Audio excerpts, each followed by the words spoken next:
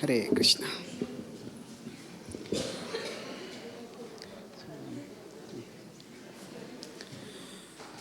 Mataji, you had a question yesterday you would like to ask?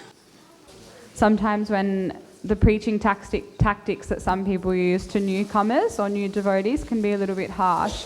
So I was just wondering, even as a devotee or when we're a new devotee or a new person coming, if someone's been through an experience where they've had an encounter with a devotee who's been a little bit harsh, that can perhaps turn them away or can perhaps create a barrier, because then they attach, any sort of pain or trauma that came from that experience, they attach that to Krishna consciousness. So then that can hinder them wanting to move forward to Krishna, or continuing in bhakti. So how can they overcome that so that they can keep going?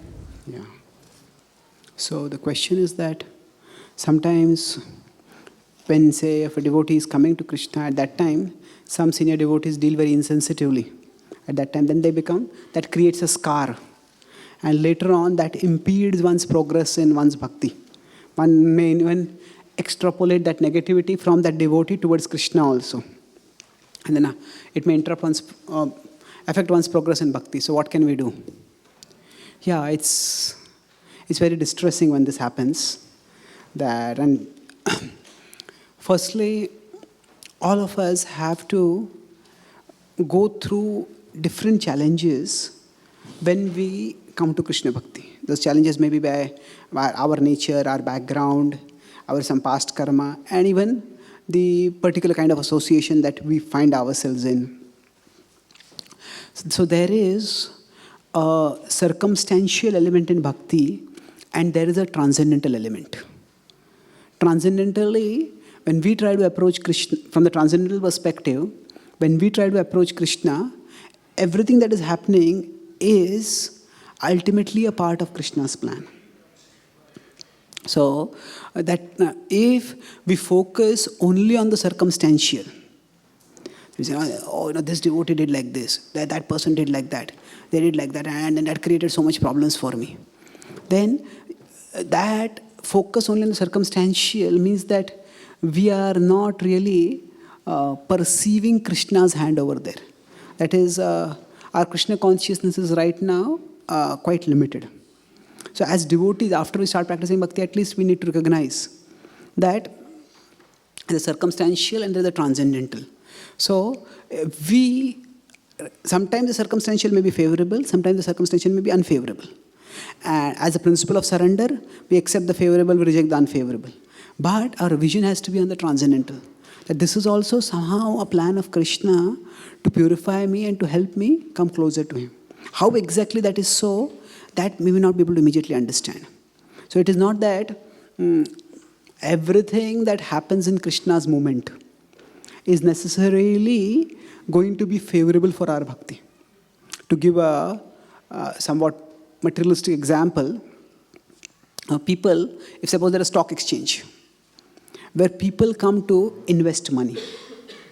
So now people's hope in coming to the stock exchange is that by investing their money, they can increase their money. And in the stock exchange, there are expert brokers who can help one to make one's money grow. But sometimes in a stock exchange, people may lose money also. At the same time, if people want to grow that money in that particular system, they have to come to the stock exchange. So the Krishna consciousness movement is like a stock exchange for our faith. We come here in the association of devotees, and here there are devotees who have much more faith than us. They have practiced the process. They know how to increase one's faith, the process to follow. But if in the association of devotees, sometimes there may be some, just like in a stock exchange is not made to cheat people or to defraud people. But in there also that sort of elements can come in. There may be some people who may be actually there with malicious intention, but there may be some stockbrokers who may not have malicious intention, but they may just be incompetent. So just because we have come to a stock exchange, that doesn't mean our money is no longer our responsibility or our money is going to automatically grow. Similarly, just because we have to come to Krishna consciousness movement does not mean that our faith is automatically going to grow. Or that now I have come to the devotee association, that means my faith, protecting or nourishing my faith is no longer my responsibility. No, it is still always our responsibility. So there are devotees who can, if they are under some senior devotees who are not very sensitive, who are not very competent, or sometimes there may be, because the Krishna consciousness movement is an open movement, anybody can come in, and sometimes there may be people who may not be very spiritually interested at all, and it may happen that our faith may get damaged. So we have to recognize that, it is always our responsibility to advance in bhakti. So if as soon as we realize, okay, this is going unfavorable, this is hurting my faith, this is damaging me. See, different devotees come from different backgrounds and they may be inspired by different things. We don't have to judge the other devotees. But if we just associate with anyone and everyone, even within devotee circle, sometimes we may find that their behavior is not very inspiring. In fact, we may find that, is this how a devotee behaves? We may feel actually sometimes shocked by the kind of way people behave. Now, why they are behaving like that may be a whole different history. They may be having some problems in their own life, whatever it is. But the point is that anukulya se sankalpa pratikulya se varjanam, that has to apply even in our interaction with devotees.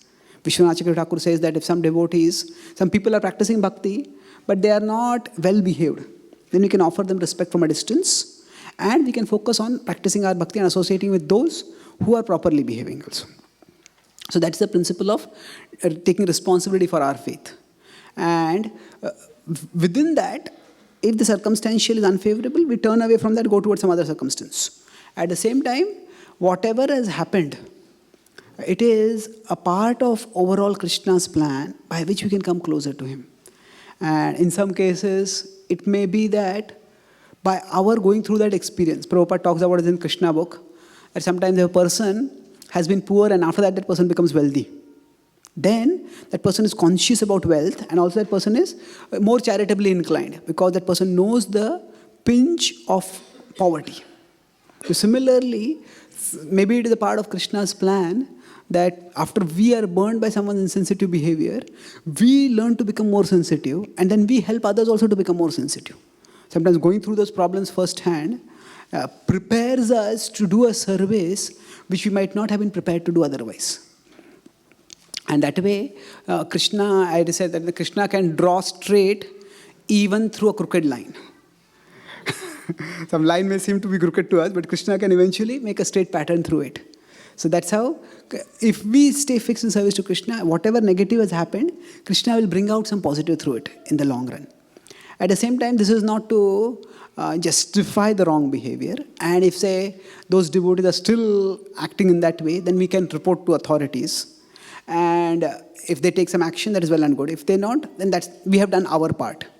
So we don't hold it against those devotees. But at the same time, if there is insensitive behavior, we should do what we can to correct it within our circle of influence, whatever it is. And beyond that, it is the process of entering the process of bhakti is like entering a purificatory fire. So there is some amount of, if somebody has gone through those situations right in the early days, and that also indicates that one is really serious about bhakti. Because that could very well have become an excuse for giving up bhakti. So if in spite of that insensitive behavior, one has not given that up, then that indicates one's seriousness, and Krishna will be pleased by that seriousness, that despite all those difficulties, one has persevered in bhakti. And as far as extrapolating that to Krishna is concerned, we have to know that actually it is not that everybody who is in Krishna's movement is necessarily representing Krishna. In a sense, they are representing Krishna because they are devotees. But they may not be representing Krishna properly. And that's why we need to not just look only from certain examples of devotees towards Krishna, but if we have to understand Krishna's qualities and what Krishna is like, then we have to look primarily at those devotees who inspire us. In the 8th, 10th chapter of the Bhagavad Gita, Krishna first says, Aham sarvasya prabho mattah sarvam pravartate. In 10.8 he says that everything comes from me. But then in 10.41 he states that Yadyad vibhuti matsattvam shrimad urjitameva va tattadeva avagachatvam mama tejomsha sambhava. He says that all attractive things get their attractiveness from me. Now, if everything is coming from Krishna, then isn't it understood that everything attractive is also coming from Krishna and that attractiveness is also coming from Krishna? Why does Krishna need to tell this specifically, separately again? The point is everything comes from Krishna, but in this world, there are certain things that attract us. And it's not that everything attracts us. It's like earlier they said that a diamond ring had fallen down. Now, if some stone pebble had fallen down, we would not have noted it. So there are so many things here, but there are certain things which are attractive. So the attractive things naturally catch our attention. And we try to connect. Krishna gives us a guideline that their attractiveness comes from Krishna. That means whatever is attracting us, we focus on that and we recognize that this attractiveness is coming from Krishna.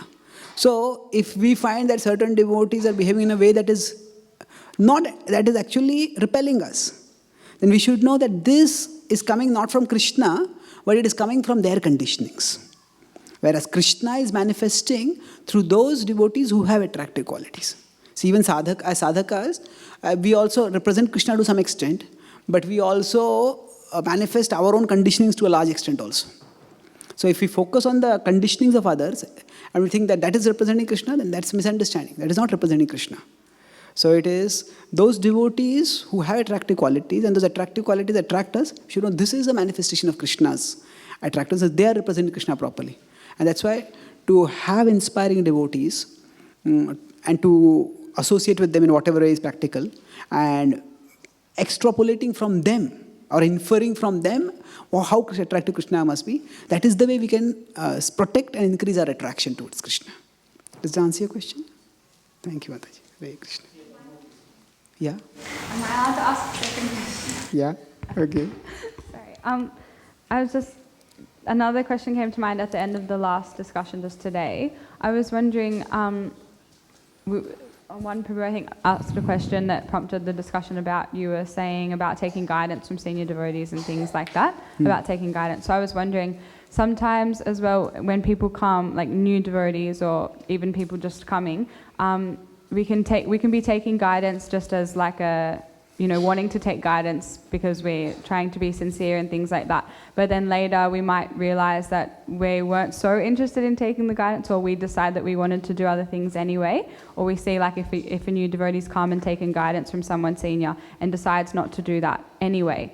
So how does that, I'm just wondering, because is it offensive, or how does that devotee continue then if they still want to do Krishna consciousness, but they've decided not to take the guidance from, the senior devotees or people that they were seeking it from in the first place?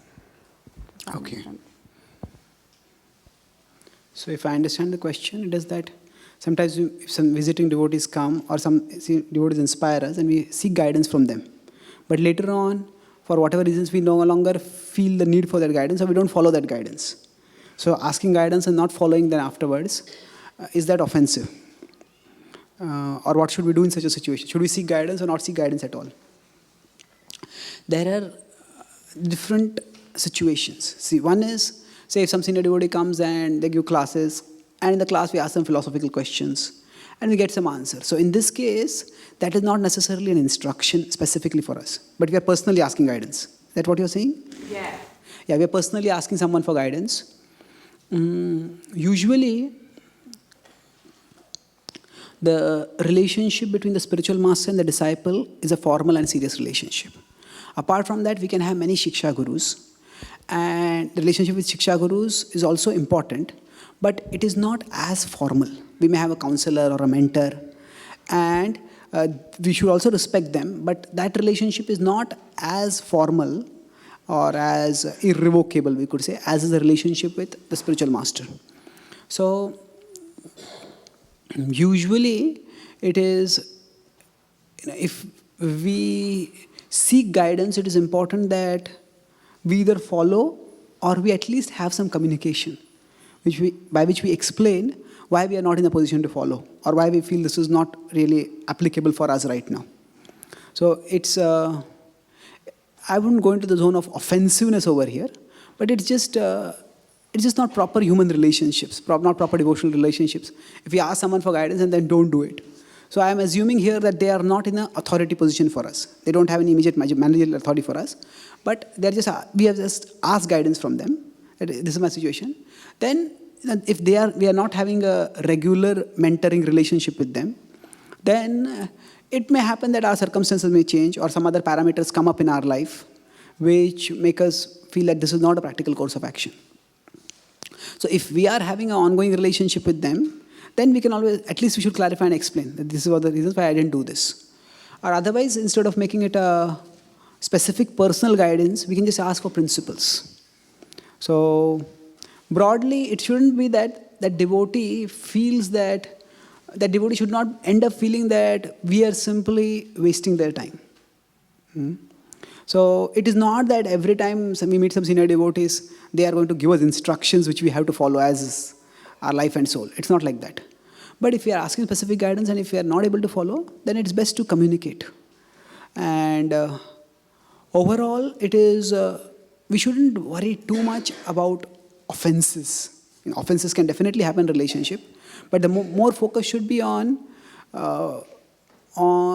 maintaining normal human communication.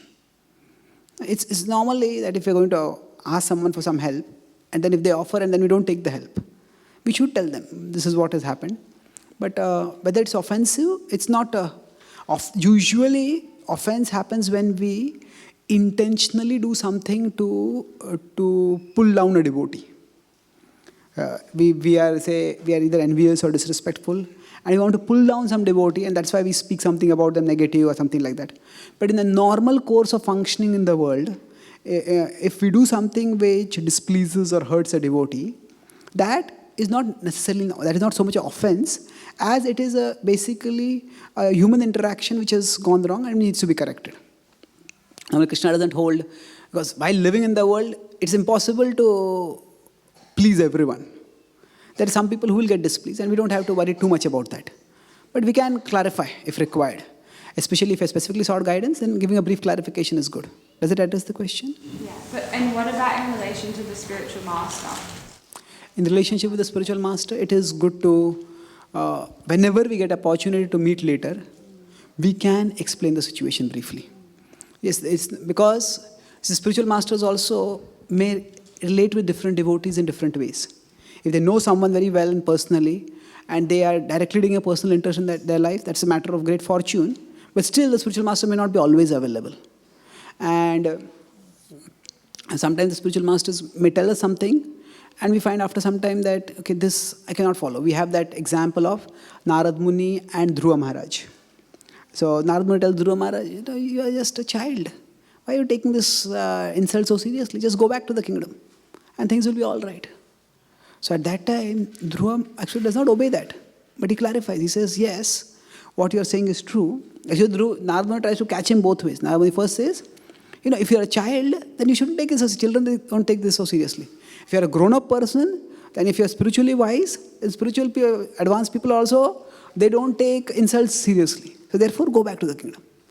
And Dhruva very humbly but firmly says, what you are saying is true, but I cannot apply it. He says, I have been unbearably scarred by the dealings of my father and stepmother. So please guide me in a way that it's a workable instruction for me. So humbly clarifying and telling that we are not in a position to follow a particular instruction, there is precedent for that in Shastra also. But there should be, Prabhupada writes in a purport that we may postpone following the instruction of the spiritual master, but we should never neglect or reject it. So for example, Bhaktisiddhanta Swami Thakur told Prabhupada that preach in the Western world. Now Prabhupada could not do it for almost 43 years. But Prabhupada said, I was always meditating. Prabhupada was trying various ways. He was trying to sponsor a spiritual master's mission or do other things. So he never rejected or neglected. But there may be circumstances because of which we may not be able to follow a particular instruction. So it was not that Bhaktisiddhanta Swami Thakur also not like a watchdog. Every time Prabhupada met, are you preaching in the West or not? Are you preaching in the West? Are you preaching in the West? No. He also understood that he's a grahastha and he has his things to do. And whenever they would meet, Bhaktisiddhanta Swami Thakur was very cordial with Srila Prabhupada. He was very affectionate towards him. So we may not be able to follow instruction immediately, and that the spiritual master usually understands. And depending on the nature of our relationship, how much we interact, how much clarification we need to give, we can adjust accordingly. Okay? Thank you. Yeah. This is just following from the discussion we had about surrender. Often when we've heard lectures on surrender, we've also heard surrender and the verse Tattenu Kampam Susamikshamanam spoken together.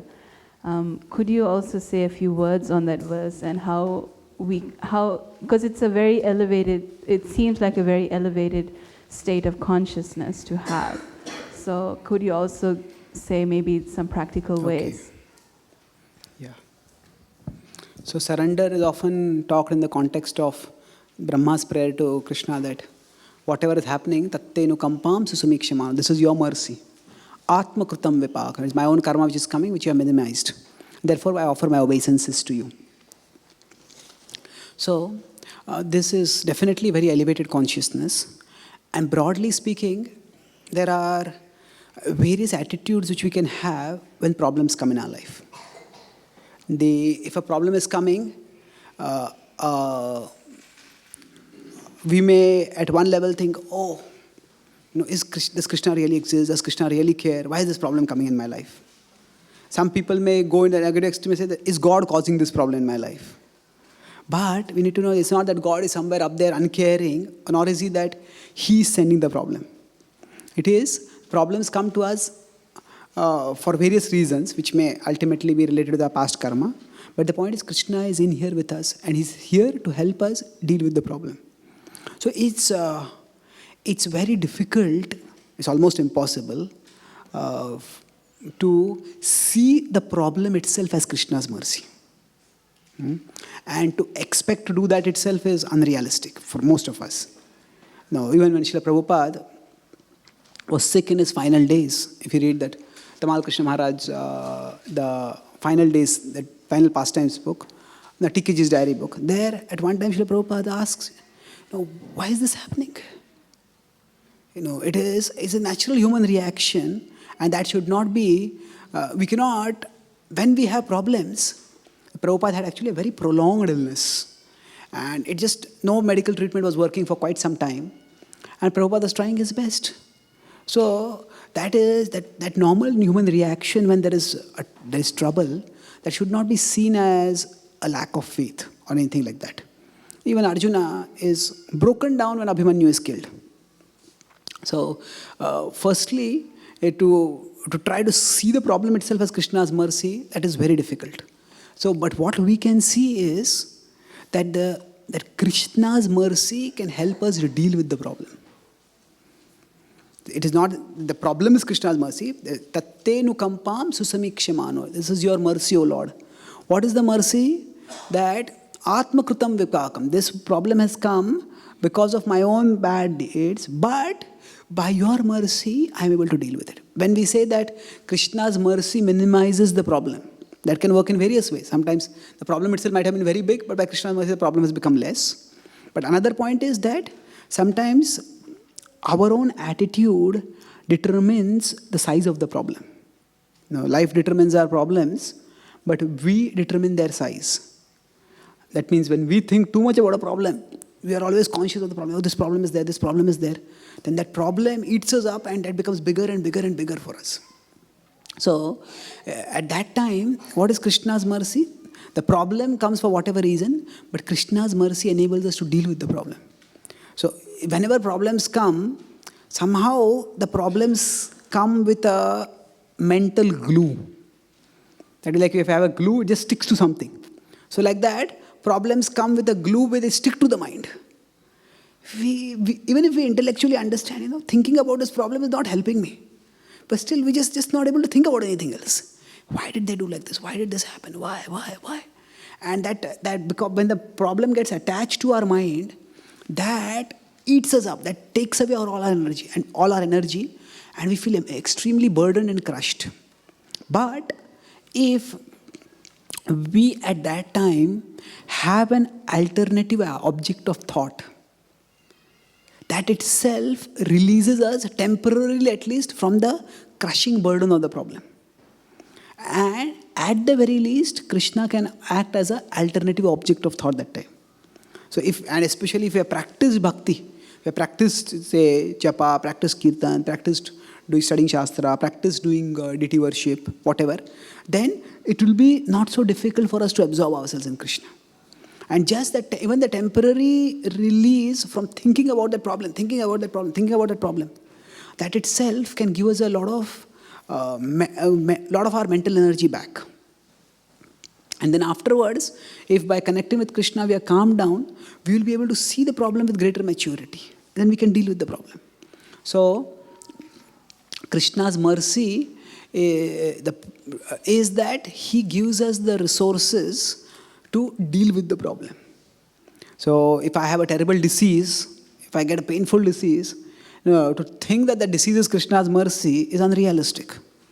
But I can think that, if I had this disease and if I had not been a devotee, I had just been, crying and whatever.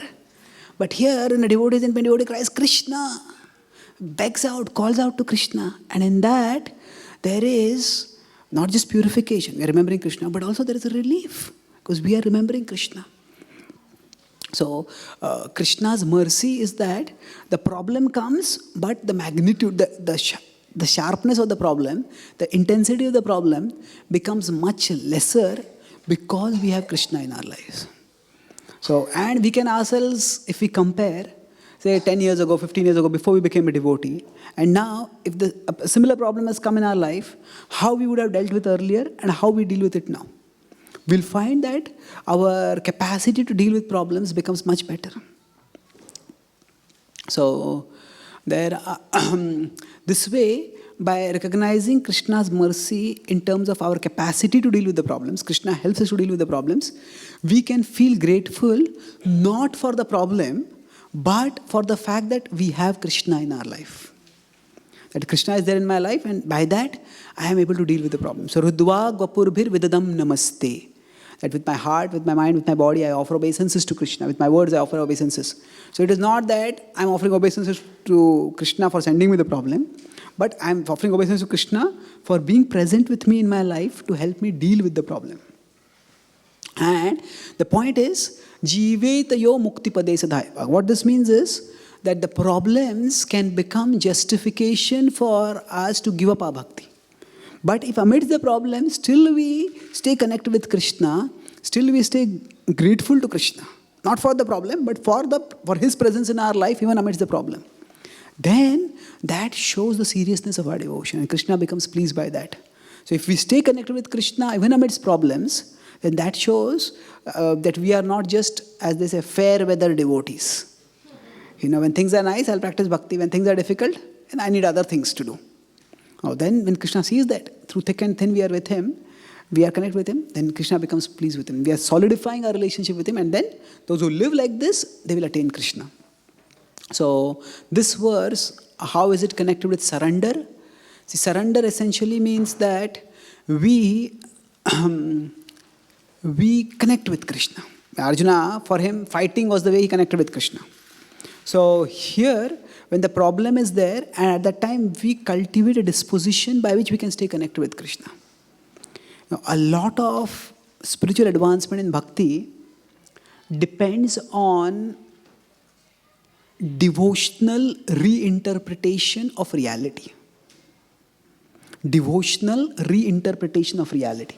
That means certain things have happened in life. Parikshit Maharaj was cursed. And it was actually it is an outrageously excessive curse. His transgression was very tiny. He just put a snake garland, a dead snake garland, around a sage. It was an offense, but it was a minor offense. And the result for that he got was to die in 7 days. And what was Parikshit Maharaj's response? He says, the Supreme Lord has come to me so that I can become free from attachments. I was attached to life, and Krishna has come in my life to free me from attachment. So what is this? This is devotional reinterpretation of reality. The reality was that he was unfairly cursed. But he is interpreting it in such a way that this is Krishna come to help me come closer to him. Prabhupada worked so hard to operate a business, and the whole business collapsed. What did Prabhupada say? Yasyaham anugranami harishetadhanam shayam. Prabhupada later said that I was trying to earn money for Krishna's sake, but Krishna wanted me to preach directly. And Krishna forced me to do that. So situations will come in our life. But when we say anukulyasya sankalpa pratikulyasya varjanam, I talk at one level about accepting things which are favorable and rejecting things which are unfavorable. But it also applies at an inner level where we accept the perspective of the situation that is favorable and reject the perspective that is unfavorable. So when Parikshit Maharaj was cursed, he could have taken the perspective, I have throughout my life practiced bhakti, and this is what God gives me. Where is God? God doesn't exist. So that would be a perspective which is unfavorable to bhakti. But he took the perspective that is favorable to bhakti. What is that? Yes, now Krishna, I have been serving Krishna, but I have been serving, my consciousness is caught in so many worldly affairs also, in my service to Krishna only. But now, Krishna wants me to serve him wholeheartedly. And that is actually, that devotional reinterpretation of reality is an art. And we cannot learn it immediately. We often need to associate with senior devotees, and by their association, we can get the insights. So, there is that famous example that when Bhakti Tirtha Maharaj met Srila Prabhupada. So Bhakti Tirtha Maharaj, he was African American, he was black complexioned, and everybody else in the movement at that time was fair complexioned. And on top of that, most of the devotees were college dropouts, and Bhakti Tirtha Maharaj was a Princeton graduate. So the remaining devotees didn't know how to deal with him only. So they would normally look down upon blacks. That was the normal white attitude. Although it was changing, it was there. But still, this was a black, and he was so much more educated than them. They just didn't know. And there was a lot of discrimination against him. So he felt that when he came to Prabhupada, and he told Prabhupada that, Prabhupada, we are not the body of the soul, but there is racism in your movement. And what did Prabhupada did not deny that. Prabhupada did not justify that. Prabhupada told him, they are acting out of the bodily misconception of life. If you respond with the same bodily misconception, and how are you better than them? So Prabhupada told him, Prabhupada did not deny the reality, but Prabhupada gave him a different perspective. He told him, rise to spiritual consciousness. And Bhakti Tirtha Maharaj writes that he felt so vindicated. He said that Prabhupada loves me and Prabhupada cares for me. Prabhupada, even if the devotees are not accepting me, Prabhupada accepts me. And Prabhupada wants me to apply his teachings, apply the Gita's teachings in my life. So that same situation where there was bodily discrimination, by Prabhupada's guidance, he was able to reinterpret that as an opportunity to rise above bodily consciousness. And thus he became enthused. And later on, when the devotees saw that, he was so enthusiastic, so practicing bhakti so enthusiastically, so dedicated to Prabhupada, then they also stopped looking at the bodily complexion. And they started respecting him for the wonderful devotee that he was. Does that answer your question? Thank you. So, I think I have answered this question. There was this question. Yesterday I mentioned that sometimes we may shake an apple tree and a mango may fall. So what does this mean practically? And how can we see this in our own lives? Yeah.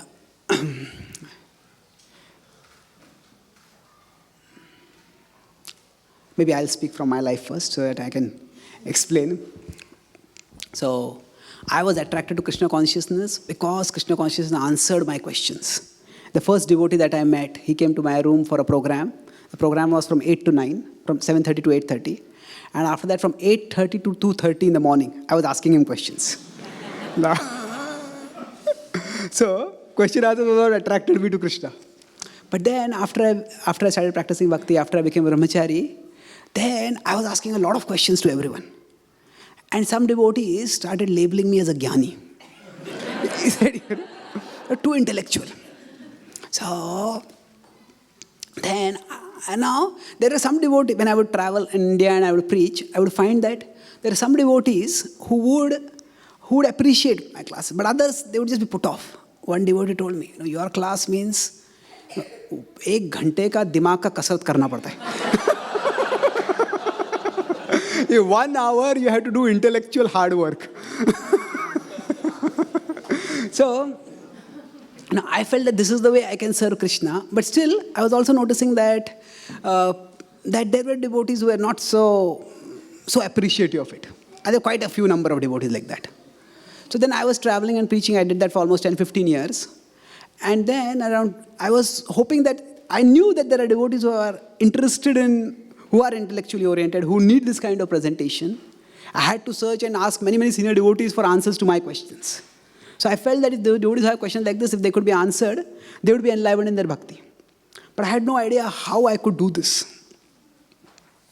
So I was praying to Krishna, and I was hoping that some way it would work out, but nothing seemed to be working out. So in 2011, once I had gone to the Juhu temple for some programs, and in the morning japa, I was just chanting very intensely, and suddenly there's a water had spilled over there. So I just fell on that water, and it was like my whole leg, it was fractured very badly. It was the same leg which I had polio, it was fractured very badly. And then immediately I was rushed to the hospital, an operation was done, and then the doctor told me, you cannot travel anymore now. At least the way you were traveling earlier, you cannot travel. I was so miserable. I felt that, if I don't travel, how will I preach? But then I was connected with some devotees. So in the hospital, I was there for 1.5, 2 months. So I was giving some classes on Skype to some devotees. So once I was giving a class to some devotees in Bangalore, and I was speaking about the opulences of Lord Chaitanya. 6 opulences of Lord Chaitanya. And I just closed my eyes and continued speaking. And then suddenly the internet connection went off. And I didn't realize only. And somehow they also called back, but they couldn't connect. So I was speaking for 15 minutes. And nothing, there was nobody there, but I didn't realize because my eyes were closed. And after 15 minutes, my phone rang. So those devotees finally tried to call from phone. And then my first reaction was, I wasted 15 minutes. But then the next moment, it struck me that actually when I was speaking about Krishna, I was happy. I was absorbed in Krishna. So it struck me that for speaking about Krishna, I don't need an audience.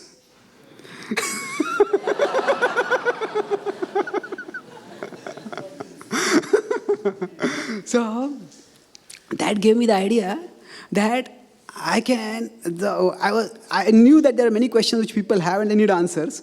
So at that time I thought that I can start a question answer forum on my website. And that's how I started the question answer forum. So then I started, and there are many devotees in different parts of the world who are nourished by the question answers. And I also feel nourished because people ask thoughtful questions.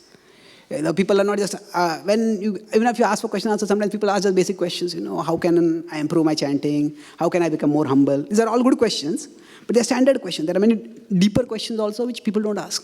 So from this question answer forum, I am myself nourished, and I feel that I'm able to serve the devotee community also. Now almost more than 3,000 questions are answered over there. So it all began in a way, I was praying to Krishna that give me some forum, but I got a fracture instead. But through it all, Krishna worked it out. So, if we just, Yudhishthira Maharaj is told by Vyasadeva that the inscrutable will of the Lord is surely for the good of all living beings. The inscrutable will of the Lord is surely for the good of all living beings. If you do His will, you will realize it in due course of time. It says Krishna's will is inscrutable. So how exactly He works, we can't understand. But with faith, we understand that it is for the good of everyone. And how it is good, that we may not understand immediately. If you do His will, you will understand it in due course of time. So if we, there is, in our life, there is our desire, our intention, our action. That's in our control. And the circumstances that we are in, the problems that we are facing, the solutions that we get, all this, those are not really in our control. But if we keep doing our part consistently, Krishna will work in His own way. And He will provide us opportunities for serving Him in a way that is inspiring for us, that is beneficial for the devotee community. So it's like we don't know in advance what the mango is going to be. But what we do know is that Krishna is always our well-wisher. And if we can maintain that faith, then wherever the opportunity comes, Krishna, we will get intelligence. Yeah, this is what I should be doing. So, quite often, as devotees, there are two aspects. That one is, we try to do our service well. Whatever services we have existing, we try to do it well. But another aspect is, that we are also looking, what are the other things which I could be doing. See, just like Devamrit Maharaj once gave this example to me. I love that example. He says that suppose you are working in a company. Now, you are doing the job which your boss tells you to do. But at the same time, you are also thinking how you can grow in your career. Now, maybe I can learn this skill also. Maybe I can learn this application also. Maybe I can learn this particular job also. So, when we are working in a company, at that time, we understand that my growth in my career is my responsibility. It is not that just I do whatever the boss tells me to do, that is enough. Yes, that we have to do. But along with that, we are also proactive in thinking how we can grow in our career. Yes, similarly, as devotees, we should always be thinking how I can become a better instrument for Krishna's service. We do what we are told to do, but at the same time, our senior devotees, our spiritual master, they may not be knowing so much about us. So we may have certain talents which they may not know about.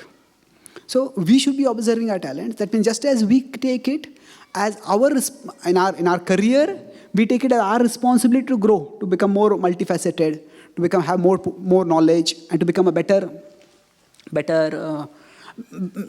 performer in our academic life. Similarly, in our spiritual life, we should be thinking how I can become a better instrument for Krishna, how I can become a better servant for Krishna.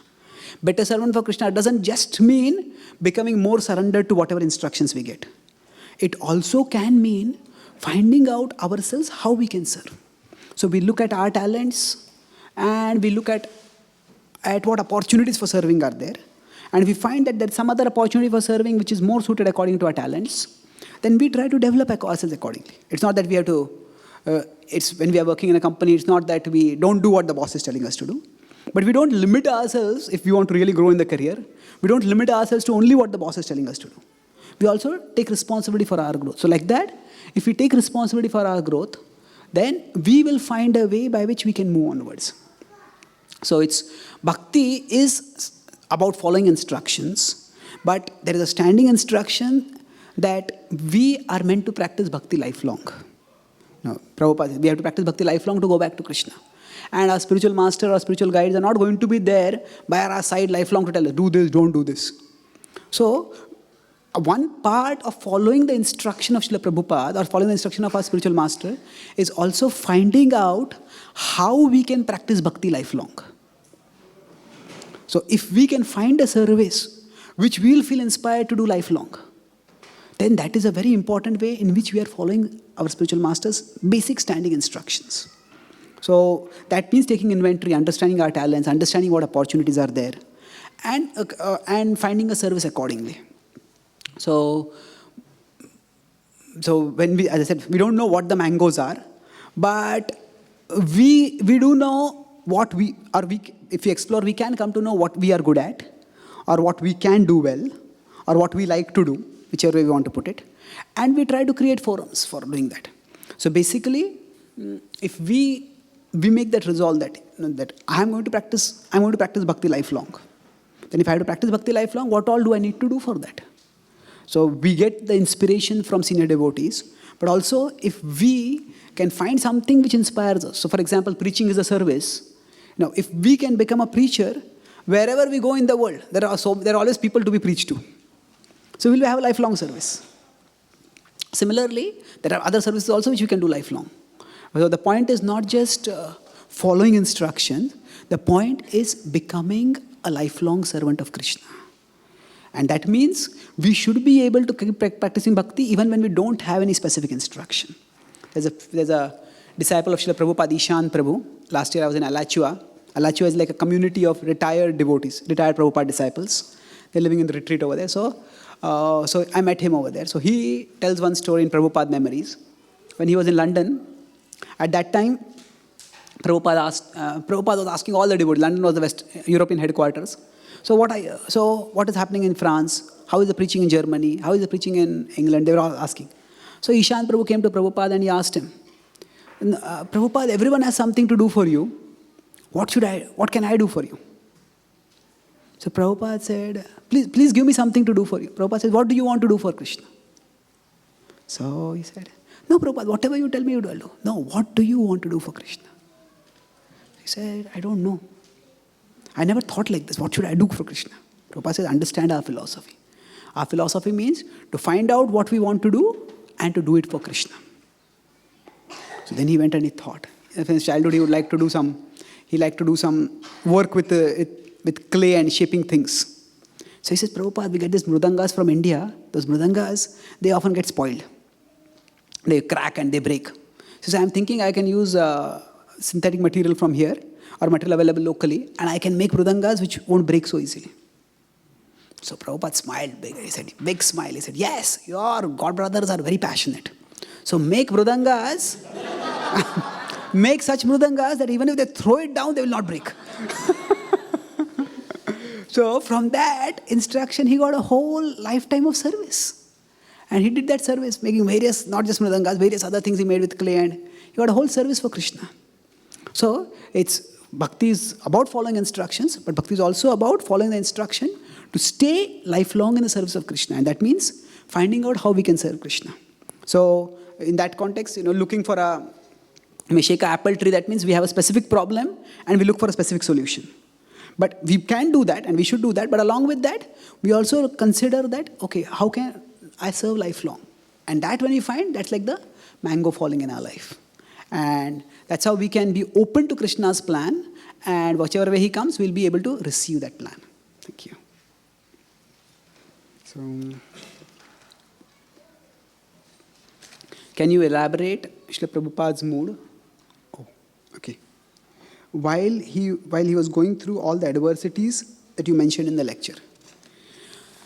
Yes, when Srila Prabhupada faced difficulties, the Prabhupada did not exactly keep a journal by which we can know what his mood was. But the nearest to a journal that we have is his prayer, Markine Bhagavata Dharma. When he saw the Boston Pyre, at that time, he wrote a song in Bengali, which is called Preaching the Bhagavata Dharma, Markine Bhagavata Dharma. And in that song, if you conceptualize what is Srila Prabhupada doing, he is like if you consider preaching like a spiritual war against ignorance, not a physical war, but a spiritual war against ignorance, then Prabhupada was like a lone warrior going into a land which was filled with materialism. And he was about to launch a spiritual mission in a land which is completely materialistic. So normally, if a warrior is going to a war, then the warrior knows the most important position of the warrior is his weapon, is their weapons. Because that's what is going to enable them to win. So just as if somebody is going to a place where there's gun shooting going on, a police person is going, and the police will repeatedly checking, do I have my gun? Is it loaded or not? They'll keep checking. Naturally, their thoughts will go to their weapon. Or similarly, when Prabhupada is facing the imposing skyline of the American coastland, at that time, when he is thinking, he's revealing to us what was the weapon that he was going to use to fight that war. And what is Srila Prabhupada's mood? There, he quotes several verses from the Bhagavatam, and he essentially says that Bhagavatir katha se tab avatar dhir haya shune jadi kane bar bar. So he says Bhagavatir katha. The hearing of the Bhagavatam is say tab avatar. Krishna, you, that is the incarnation of you. And dhir haya, one will become sober of shune bar bar. If one just hears that, if hears Bhagavatam again and again, one becomes sober. And Prabhupada is not thinking that I am going to by my intellect, convince all of them and make them into devotees. Now Prabhupada, his vision is so deeply spiritual. He doesn't see the prosperous American coastline. He doesn't think, oh, these people are so wealthy, so progressive. He's seeing Rajastamo Gunera Sabai Achana, Vasudeva Katharuche Nahi se Prasanna. He says all these people are covered by the modes of passion and ignorance. And that's why they are not able to understand Vasudeva Katha. So it's amazing. Prabhupada is not thinking, I am an Indian, they are American, I am speaking Bhagavad Gita, how will they understand Bhagavad Gita? Prabhupada is seeing from the spiritual perspective. The obstacle is not that they are Americans or they have never heard about Krishna. The obstacle to their understanding Krishna is the mode of passion and ignorance. And therefore, now Prabhupada knows, if we read he kept a diary, some diary he's kept. So there, he's also aware. Initially when he talks, he knows that people aren't able to understand his pronunciation. But he, sometimes when Indians go abroad, they try to learn American pronunciation so that they can pronounce properly. Prabhupada is not praying to Krishna. Krishna, please improve my English pronunciation. He says, Alankruta koribara khamata tomar. He says, please ornament my katha. And what is that ornament he wants? It is not some improved pronunciation. That ornamentation, he says, is Krishna, you are present in their heart. Tomara ichhaye sab hoy mayavash. Tomara ichhaye nash mayara parash. He's saying, Krishna, it is under your supreme will that these people have gone under illusion. And by your supreme will, they can come out of illusion. So if you so desire, please make my words understandable to them. And then Prabhupada concludes his prayer, not by saying that let me establish a worldwide preaching mission.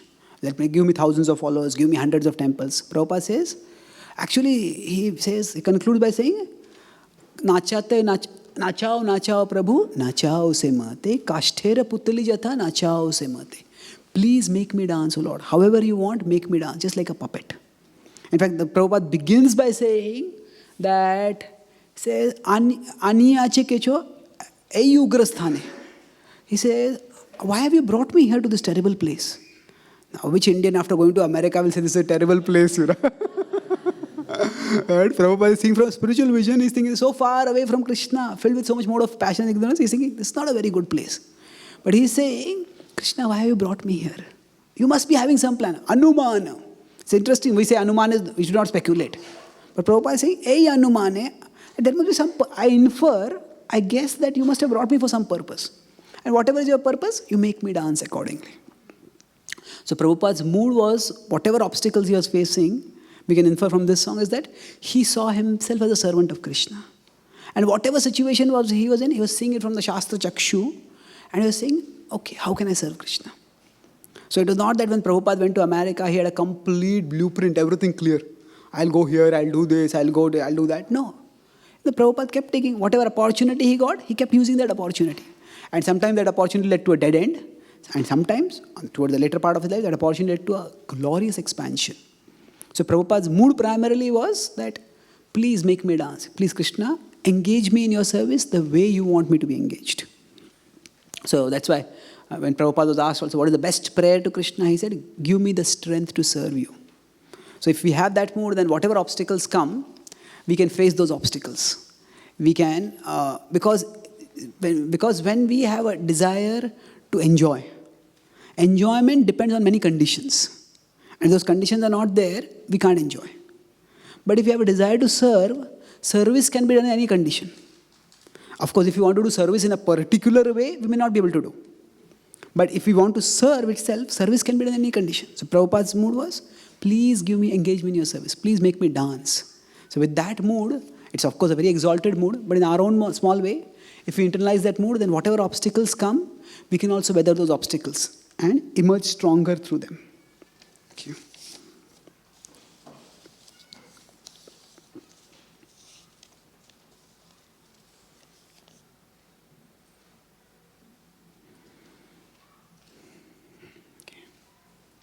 So, you mentioned that in Vyuda Vikalpa, sometimes our enthusiasm goes down and we lament too much and we keep from following the rules of bhakti. So can you tell some practical ways in which, how we can come out of that stage when our enthusiasm has gone terribly down? You're sitting at the bottom of the sin wave and have no enthusiasm to come back. Yeah, this can happen, and when this happens, it is, they say in the army, the more you sweat in peace, the less you will bleed in war. The more you sweat in peace, that means when you practice vigorously how to fight, how to train yourself, you keep yourself fit, then the less you will bleed in war. Because then even if the enemy attacks, your reflexes will be strong and you will be able to avoid. So when our consciousness is overall okay, it not be that we are dancing happily in bhakti, but it's overall okay, that time we should try to practice bhakti as seriously as possible. That is like we are practicing, we're in peace, we sweat at that time. So when when life is not all that difficult, if at that time we become very lax in bhakti, then when life becomes difficult, it will be difficult to hold on to Krishna at that time. So when life is overall okay, at that time we practice holding on to Krishna more tightly. And then we can hold on even when there are difficulties. So that's the first thing. Because we cannot predict or control what emotions our mind will come up with in future. But what we can control is how we are acting right now. So if we try to be as serious in bhakti as possible right now, then that is the best preparation. That by that we show Krishna that I want to be serious in my bhakti. And if we find out some uddipan for ourselves, as I discussed earlier, something that stimulates spiritual emotion with us, and keep them with us as much as possible. Then I'll send some pictures of deity, some nice music, some songs, some memories, which we have preserved them, then we can draw on them to move onwards and to pull ourselves out of that trough of consciousness which we are sunk into. And along with that, if this sine wave of going up and down, it is a strong problem that we have. One of the best ways to overcome that is to take up responsibility in bhakti. Because one thing is doing some service and another is taking up responsibility. Doing service means, okay, you're told to do this, do that, told to do that, we do that. That is good.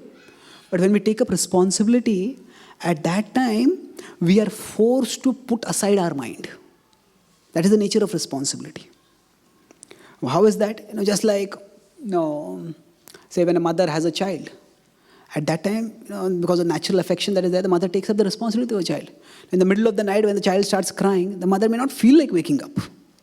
But she wakes up and she cares for the child. Why? Because that is the nature of responsibility. When we take up responsibility for something, at that time, although the mind may not agree to it, but still we put aside the mind and we do what it takes. So, if we take up responsibility in Krishna's service, then that forces us to do certain things. So, that responsibility may be in various things. Like just as we have a commitment, we chant every day. We take a vow. Why is that? That's one level of responsibility. So, whatever service we are doing, if we take up responsibility in that. Now, one of my main services is writing. And in the writing, major problem is called as writer's block. Writer's block means sit down to write and you get no ideas to write. Just feel. So one writer says that you sit in front of a computer and you glare at the computer till blood forms on your forehead. As you just get so much tense, I'm not able to write anything. So one of the ways in which writers work around a writer's block is that they make a commitment that no matter what happens, I am going to write a certain number of words every day. Maybe even Nobel laureate authors, they may be great in their writing, but that does not mean that their mind is a mind of a pure devotee. Their mind is still conditioned and they also go through their moods. So the Nobel laureate authors also, many of them, they had a commitment. Every day they would write something like 2,000 words, 3,000 words, whatever, depending on one's own situation. And whether you feel like it or don't feel like it, just do that. So when they do that, what happens is that commitment. Every day I'll write. Sometimes the writing comes out good, sometimes the writing doesn't come out good. That is not important. Just do the writing. And by that, so one author, he says that the rules actually free you to be you. Normally we think rules restrict us. But the author naturally wants to write, but sometimes you just don't feel like writing.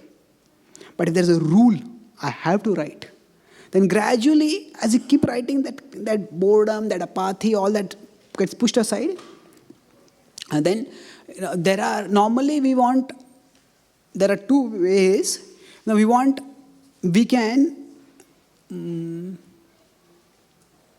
can feel our way to our actions, or we can act our way to our feelings.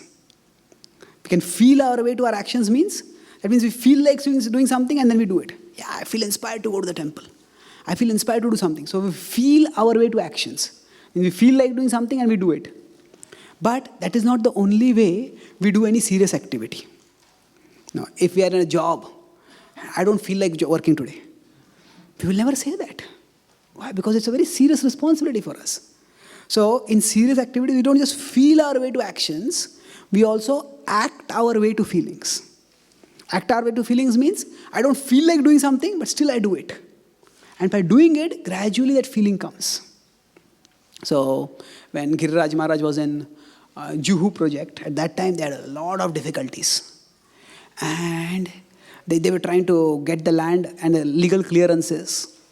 And they're just not able to get anything through. Now, these were young Americans. They had not even much experience with American bureaucracy. And now they had to deal with Indian bureaucracy. They had thought, we are going to be with Prabhupada, we are going to be in India. It was so wonderful. And this was so terrible for them. They would just go to this office, go to that office, sit for 1 hour, sit for 2 hours. So disheartened. And evening they would come back and they'd be there for Gaur Aarti. And Prabhupada came there. Devotees are so demoralized. They don't feel like doing anything. So Prabhupada told them, this is Gaur Aarti, why don't you dance in Kirtans? Prabhupada, nothing is working out, There's nothing to feel happy about. We are so gloomy. How can we dance? Prabhupada said, dance, you will feel happy by that. So, it's not that necessarily that when we feel happy we dance. Rather, we dance, by that itself, happiness will also come. So, if we are deep down in the dumps, we just come out and do something. When another time that happened, the devotees were very much down in the dumps and nothing was moving forward. Prabhupada told, we'll have a big Pandal program. And the devotees said, how can we do the Pandal program? Nothing, we don't have any resources. Prabhupada said, no. If you're too caught in management and legalities, that will dishearten you. But if you're preaching, you will be enlivened. And they actually started going and organizing the program, and then the preaching happened and they saw thousands of people coming. They all became enlivened. So sometimes when we are too much down in the dumps, just start doing something. Just get into the action. Because tamoguna perpetuates tamoguna. That means if I am tamoguna, if I am feeling like in tamoguna and act also in tamoguna, then the feelings and actions, they become like a vicious cycle. But even if I am tamoguna, I act like as if, at least if I am in rajoguna, I'll run around, I'll do this, I don't feel like it, but I do that. Then what happens? From the tamoguna, we come out towards rajoguna. And if I associate with devotees, gradually we'll come towards sattva also. So basically preparing in advance and committing ourselves to some service which drags us out of our modes, that can help us to overcome these low phases in our spiritual life. So, one last question. So you talked about theophobia, but how does this apply to the worship of Narasimhadev? Sometimes we worship Lord Narasimhadev out of the desire for protection, but I've also heard that if we commit offenses to Narasimhadev, we can get very severe reactions. So I want to worship Narasimhadev, but I also feel afraid. So what should I do? So I need to say that if we worship Narasimhadev with Prahlad, then there is no offense. But still, if I worship Narasimhadev and something goes wrong, then I feel, is it because I did an offense to Narasimhadev? That's why, because it has gone wrong. So should I worship Narasimhadev? Or is it by worshipping Narasimhadev, my problems can become worse? No. See, we have to first of all know that Krishna is not a fault-finding God. So Krishna is not, when we talk about offense, the basic point is not that, like sometimes if you are working on a computer, write a very good article, but the spell check in the computer, the spell check doesn't check any of the things which are good. It just points out this was a mistake. So Krishna is not like that. And you did so many things right and just did one thing wrong. So if we are trying to serve Krishna, if we are attracted to any form of Krishna, that is auspicious. If we are attracted to Narasimhadev, that is wonderful. And usually the question of offense primarily comes when we are worshipping a deity form of Narasimhadev, where deity is installed properly. Then that's why the spiritual masters usually will not give us permission to install deities of Narasimhadev. Because there it is, we are specially invoking the Lord's presence and we are promising the Lord that we will serve you. And then if there's some impropriety in service, that's a problem. But otherwise, the Lord is merciful, He's accommodating. And Prabhupada had Narasimha Aarti started in our temples and had Narasimha pictures installed, even when devotees were very new. Many of them, practically at that time, there was hardly, if I'm not mistaken, there was very, very few devotees who were Brahman initiated. And Narasimha, if you have a photo, we can worship the Narasimhadev photo even without Brahman initiation also. So the point is that any way we can connect with Krishna, that is favorable. Yena kena prakarena mana Krishna niveshayat. So if it's Narasimhadev's worship that inspires us, well and good. And yes, most pictures of Narasimhadev do have Prahlad with him, and that is good. But the important point is, if we are making a commitment to serve in a particular way, say if we are installing a deity, then one has to be very careful with worshipping Narasimhadev, installed deity. But overall, the Lord is always merciful, and if we feel inspired to worship Him, we should worship. And it is not that we should not be trying to imagine things. Okay, this problem has come. Is it? Sometimes some devotees say, I'm going to my job and my car breaks down. So is it because I didn't chant Hare Krishna attentively in the morning, so my car broke down? Now don't go into that kind of imagination. Krishna is not a vindictive God. It may happen that because I don't chant Hare Krishna, my mind is all disorganized, and that's why when I do things, I make a mess of things. That's possible. It is not that because I didn't chant Hare Krishna, so Krishna is punishing me for that by do such things. The Krishna is not that kind of God. We should not, if problems come, we just try to deal with the problems in a realistic way. There's no need to imagine this problem has come because of that or this offense or that offense. We just focus on striving to serve Krishna to the best capacity. And if Narasimhadev is acts as Utdipan for us, that's wonderful. Thank you very much. La Prabhupada ki, Gaura Bhakta Vrinda ki, Nitai Gaur Premanande.